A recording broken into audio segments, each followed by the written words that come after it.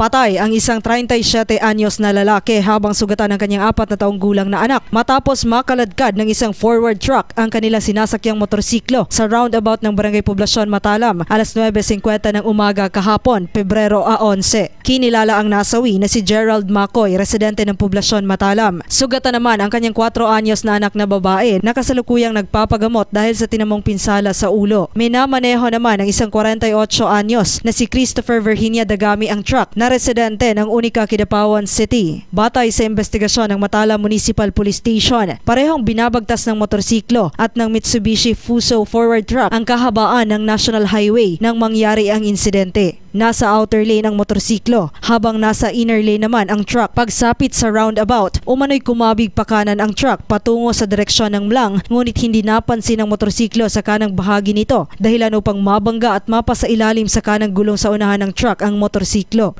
Sa CCTV, ako rin nakauna ng motor eh. Pag-overtake ng forward truck, siguro wala nila na-expect ang lane, no? Wala, nag-change din ang motorcycle considering patuyok man sa kongguing poblasyon.